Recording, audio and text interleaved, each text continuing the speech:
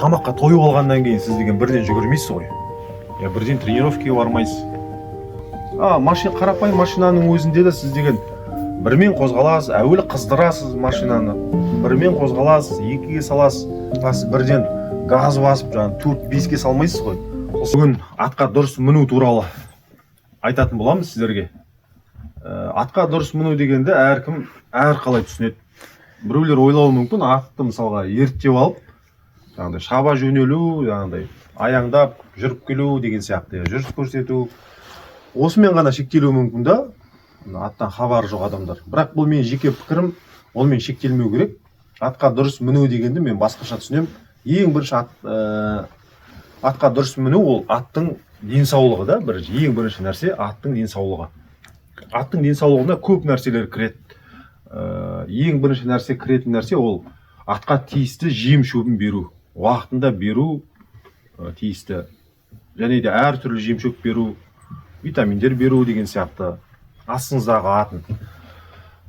Бұл бір. Екінші, аттың аяғын кетірмеу. Жем түсу деген ауру бар, атқа тән ауру. Жем түсірмей аяғын қалдырмай, және де аттың арқасын жауыр қылмай, атты суыту дұрыс. Осындай нәрселерге мән берілуі керек. Осының барлығын қамтығаннан кейін, қамтысаңыз атқа дұрыс мінесіз. Осыны айтам мен мысалға. Өзімнің жеке пікірім енді. Мүмкін біреулер келіспейтін шығар менімен. Бірақ та менің өзімнің ойым атқа дұрыс міну деген нәрсе осы. Сіз пилот болмау керексіз ғой, тек қана ерттеп алып міну, бағып қақпай деген сияқты. Олай болмайды, тек қана мінумен шектелмеу керек.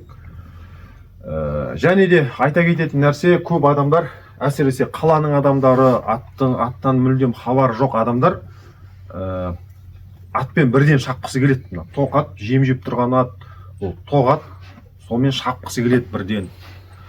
Әсіресе жастар, қызығанды. Мен де бір бала кезінде солай ойладым да, атқа мінсем тек шапқым келеді тұрады. Негізінде олай емес.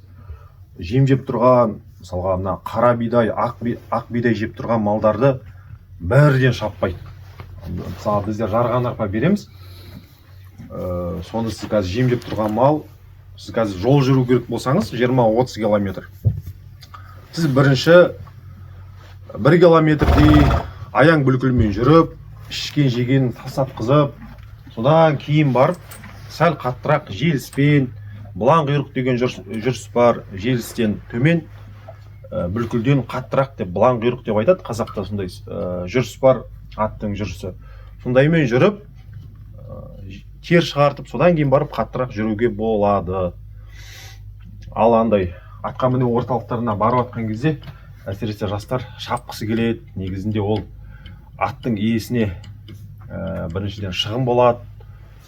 Содан кейін аттың денсаулығы біріншіден. Өзіңізді ойлап қарасаңыз, тамаққа тойып алғаннан кейін сіз деген бірден жүгірмейсіз ғой. Бірден тренировкаға бармайсыз. Сондықтан да сәл тер шығартып, аз қортқаннан кейін жүресіз, жүгіресіз деген сияқты. Сондай да аттың да өзінің денсаулығы осындай адамға ұқсас қой негізі. Қарапайым машинаның өзінде де сіз деген бірмен қозғаласыз, әуелі қыздырасыз машинаны, бірмен қозғаласыз, екіге саласыз, сіз бірден газ басып, 4-5-ке салмайсыз ғой. Сол сияқты атты да солай бұған да бір кішігірім осындай бір білім керек енді. Қарапайым ғана нәрселер ғой негізі. Адам бір ойланса түсінеді да. Сондықтан да мысалға жем түсу деген нәрсе келетін болсақ, жем түсу қалай жем түседі? Жем бірден түсіп кетпейді аяғына тура мағынада емес, ауыспалы мағынада. Жем түсу деген нәрсе қатты шапсаңыз тоғатты. Бірден шауып кетсеңіз, тоқтамай әбден атты шаршатып, содан жем түседі. Одан кейін атты алқымын баспай бірден соғыту, бірден қораға қамап байлап қою да. Негізінде 20-30 километр жүріп келген атты үйіңізге бір 500 километрдей, 500 метрдей қалған кезде аяңмен жайлап үйге келу. Суыту содан басталады, аяғын суыту. Енді суыту деген нәрсені білетін шығарсыздар. Аттың дене қызуын басу, алқымын басу, тыныс алу, мысалы жүрек соғысын реттеу сондайға жатады. Өзіңіз де мысалға қатты жүгіріп келіп жаңағыдай кросс, жаңағыдай мысалы марафон бір 3-4 километр жүгіріп келіп сіз деген бірден үйге келіп жатып алмайсыз ғой. Сол сияқты атты да ұзақ жол шабыстан кейін бір шамамен 10-15 минут сондай суытып келесіз аяңмен. Солай. Енді атқа міну орталықтарына барсаңыз, әсіресе жастар осындай нәрселерді ескерсеңіз, міндетті түрде дұрыс болар еді. Тағы да не айтуға болады?